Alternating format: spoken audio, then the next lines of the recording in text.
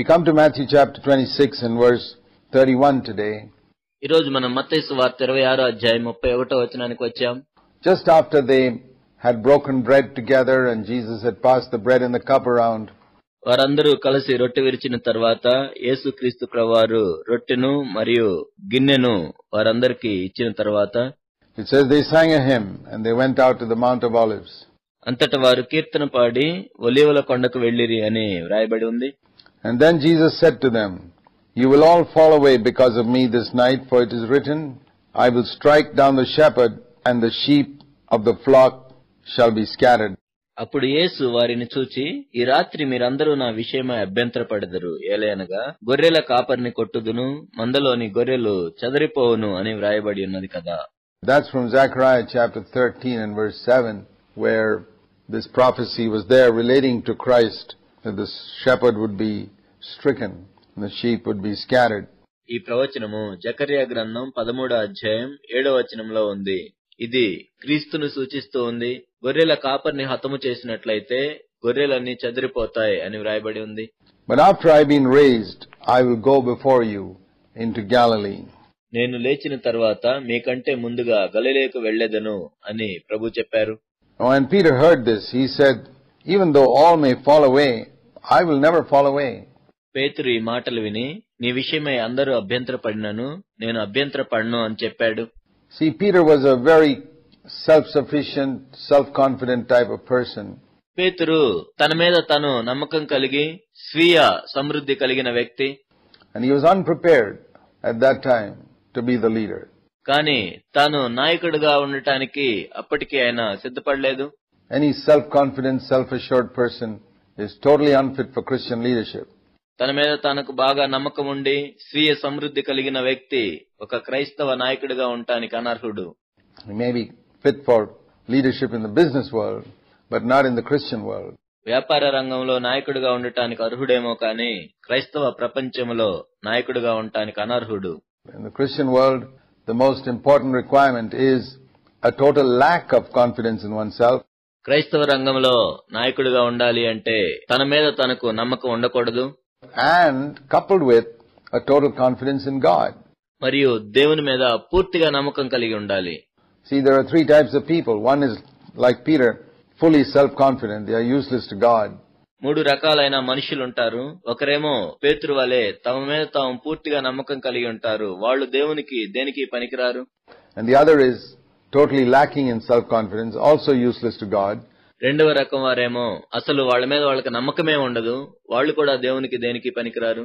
And the third category that are useful to God are those who totally lack in self-confidence but have complete confidence in God. మూడవ రకం వారు వాళ్ళ మీద వాళ్ళకు నమ్మకం ఉండదు కానీ దేవుని మీద పూర్తిగా నమ్మకం ఉంటుంది. వాళ్లే దేవునికి ఉపయోగపడేవారు. This is the meaning of circumcision.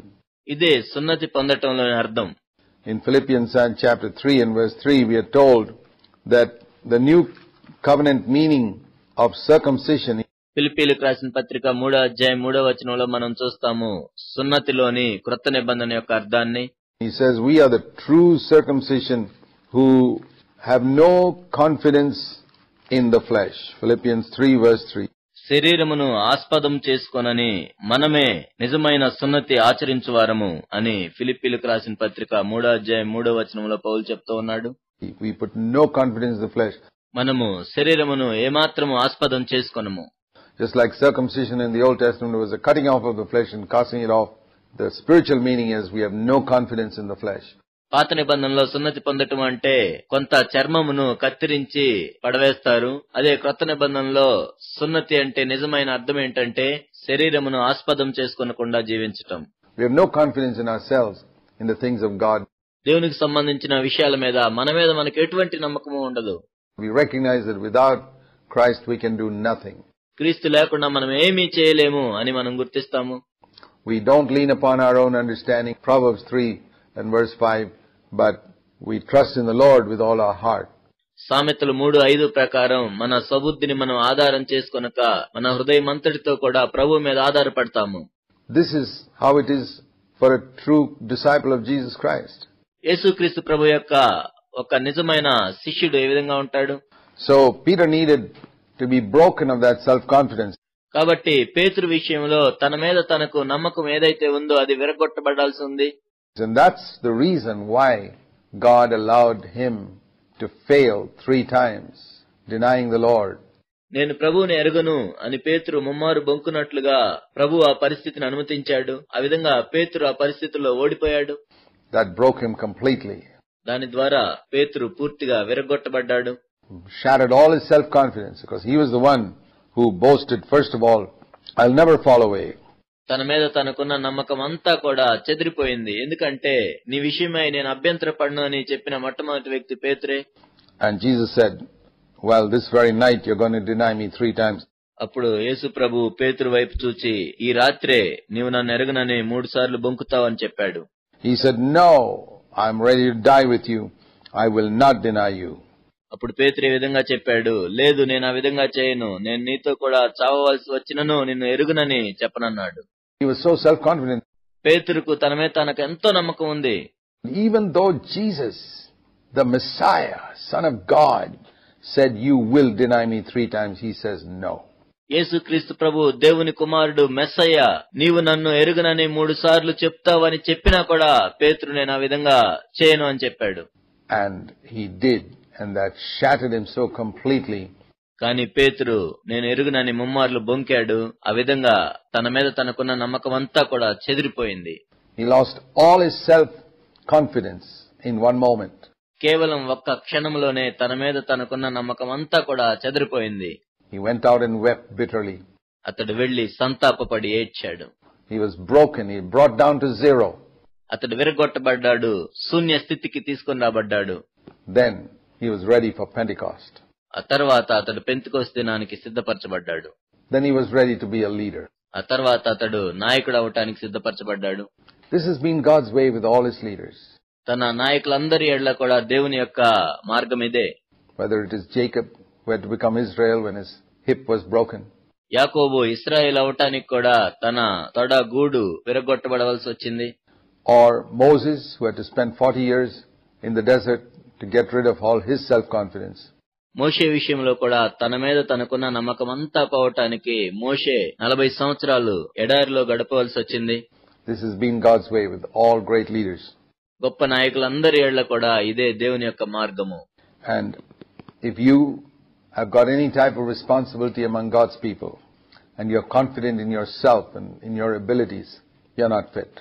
దేవుని ప్రజల మధ్య నీకు ఎటువంటి నాయకత్వం ఉన్నా లేక బాధ్యత ఉన్నా ఒకవేళ నీ మీద నీకు బాగా నమ్మకం ఉన్నట్లయితే నీవు చేయగలవు అని నీ సామర్థ్యం మీద నీకు నమ్మకం ఉన్నట్లయితే నీవు అనర్హుడవు. You're not fit until you come to the place where you're shattered and your self-confidence is all thrown away. నీ మీద నీకున్న నమ్మకం అంతా చెదరగొట్టబడిందాక నీవు విరగొట్టబడిందాక కూడా నీవు దీనికి అర్హుడవు కాదు. Then you're truly circumcised. అప్పుడు నీవు నిజంగా సున్నతి పొందినవాడవు. And then spiritually, it's only then that we can serve God. ఆత్మీయంగా సున్నతి పొందినవాడవు. అప్పుడు మాత్రమే నీవు దేవుణ్ణి సేవించగలవు. The old covenant law was very clear that if you are not circumcised, you couldn't be a part of God's people. పాత నిబంధన ధర్మశాస్త్రంలో ఈ ఆజ్ఞ ఎంతో స్పష్టంగా ఉంది. నీవు సున్నతి పొందనట్లయితే నీవు దేవుని ప్రజల్లో ఒకటిగా ఉండలేవు.